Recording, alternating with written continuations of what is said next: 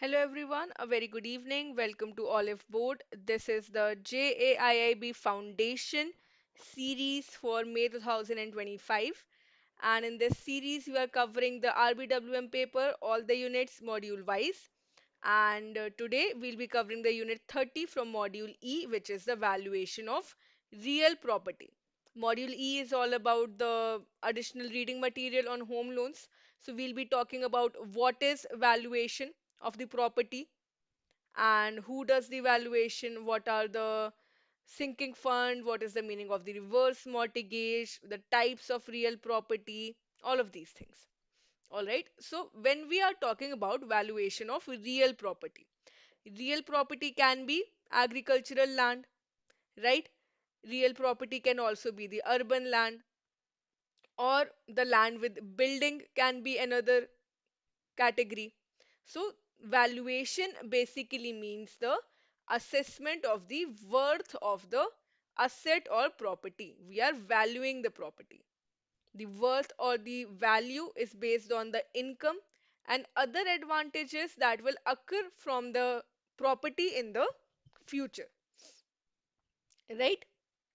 So it is distinct from cost. Cost means the actual amount which is spent in producing the asset. Price is the cost of production plus the profit of the producer. So it is going to depend on the demand as well as the supply. Thus, cost is not the same as value and price is not necessarily equal to value. So we need to do the valuation. Thus, valuation is a specialized area which is practiced by the qualified engineers and architects who possess the knowledge of building costs, awareness of market conditions and economic trends, development plans, legal statutes, provisions, rental incomes, etc. So the value of the property does not equal to the cost or the price of the property. We do the valuation taking into account all of these factors.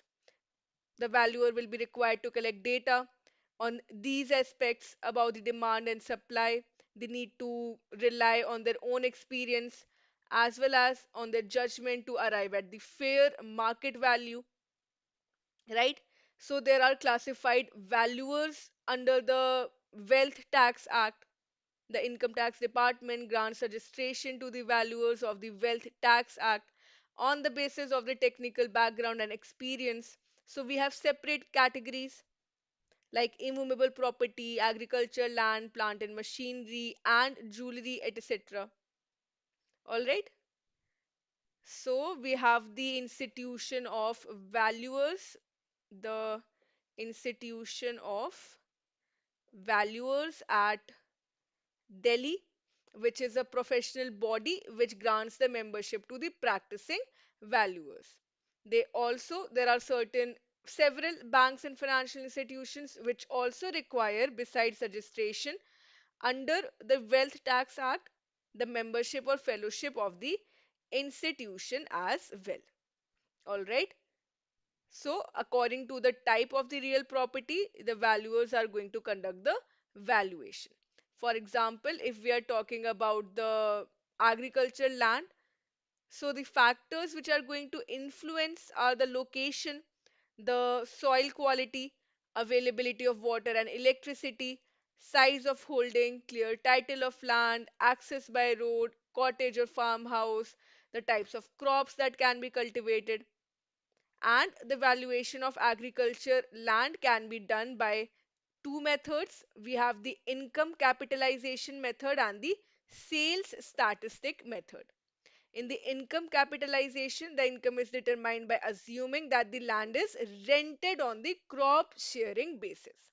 Then the net annual income is arrived after deducting the expenses which are incurred, like the local taxes, the cost of maintenance, the cost of inputs, insurance. All right. So the capitalized value means the amount of money which is required today to get a certain fixed income in the form of annual installments over a very long time, which is also known as the perpetuity, right?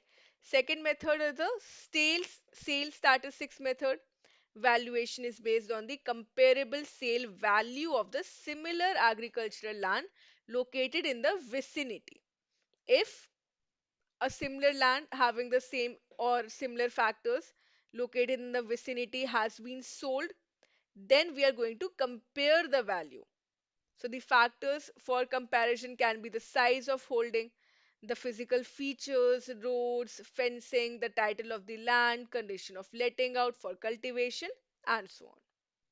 So this was regarding the agricultural land. Then we also have the urban land, the lands which could be put to residential or industrial use, and their value depends on their potential for development through the construction of the appropriate structures.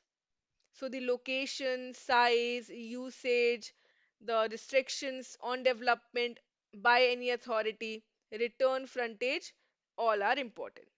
So there are certain methods which can be used for the valuation of open land. We have the comparative method, which is the most popular one. Here, the value is determined on the basis of the fair rate for land situated in the vicinity. We are comparing the land which was very recently sold off, very recent sale purchase transactions are there. We can compare it. So the valuer has to draw on their own experience as the land rates are as per the deeds. All right. Then we have the rent capitalization method. Again, the comparable property in the recent or the nearby area is used as the benchmark, and then the replacement cost of the building is worked out. Then we have the belting method, taking into account the frontage and the depth of the land. It is adopted for the big size plots that have lesser frontage and more depth, right? And then we have the extraction method, where the unit prices for the comparable land are extracted from a developed property in the vicinity. Then the value can be adjusted for any difference in size, shape, or location and other features, right? So these are the methods for the open land. Then we also have the land with building. Again, the same methods can be used. The comparative method, rent capitalization, valuation can also be done on the base of profit or on base of cost as well. So these methods will be used. Next, we have the concept of sinking fund. Sinking fund, let's say at the end of the life of the structure, that is when it ceases to yield the desired income, a property has to be replaced or rebuilt so that the income may continue for a further period. The fund that is set aside for this purpose for recovering the original capital is known as the sinking fund. The fund that we will require to restructure or rebuild is the sinking fund, right? So the amount to be regularly set out of the annual income to create the sinking fund, it is going to depend upon the compound interest it is supposed to earn over the life of the structure. For example, the factor of redemption of rupee 1 at the end of 25 years at 5%, compound interest is 0.021. Thus, the sinking fund for the redeeming of the original capital of, let's say, rupees 15 lakhs, we can simply multiply it by 0.021, 0.021, and we can arrive at the value, right? We will multiply 15 lakhs by 0.021 and the value will be as per the calculations. All right. Then another concept is depreciation, which refers to the loss in the value due to the wear and tear or the result of usage. So it is the deterioration in the physical condition. Wear and tear, effect of climate conditions, poor structural design or workmanship. We can also calculate the annual depreciation using the formula C minus S divided by N, where C is the original cost, S is the salvage value, value that the property may fetch at the end of the useful life, and N is the life of the building in years. So we can calculate the depreciation as well. Then we have the concept of reverse mortgage. There's a difference between the general mortgage and the reverse mortgage. In a normal housing loan where the property being purchased is mortgaged to the lender, the borrower avails a loan to begin with, and at that point of time, his stake in the property purchased is very low. This is the normal condition. The stake in the property is very low. Then, as the regular EMIs are paid, the loan amount reduces and his stake in the property increases. As the borrower, they keep on paying the loan amount, their stake holding in the property increases. However, reverse mortgage situation is completely the opposite. It is exactly the reverse. Here, under the reverse mortgage, the borrower initially retains a high stake in his property and receives a regular cash flow. Over the time, when the loan amount increases, then his stake in the property reduces. So it is completely opposite of the general mortgage, right? So this is the difference between them. There are certain salient features under the reverse mortgage loan scheme, which was introduced in 2007.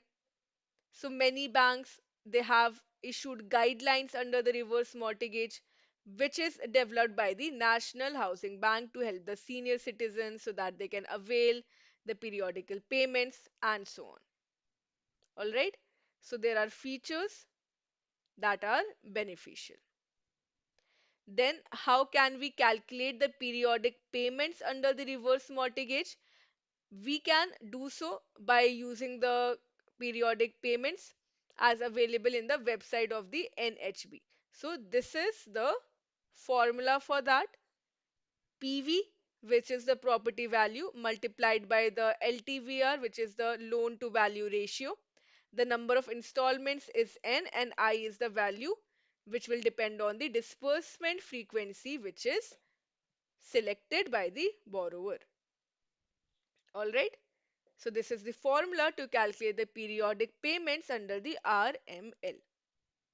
The salient features are important of the reverse mortgage loan scheme. If there's any transfer of capital, the maximum period of the loan is 20 years, or the loan amount may be used for the varied purposes. So, all of these features are important, and with this, we have completed the whole syllabus of our RBWM paper. Now, if you want to study all of these units in detail and you want to avail the PDF notes, the mock tests, everything you will get under the JAIIB Super Elite, which is the all-in-one plan. You will get live classes, mock tests, and the notes. These downloadable notes are exam specific, so this is the best strategy if you want to qualify your exam. And if you enroll for the course now using the code CHAMP, you can get flat 50% off on your subscription. So, enroll for the course now, start with the classes, and prepare for your exam. Then there's going to be a mega webinar on 22nd of February at 8 p.m.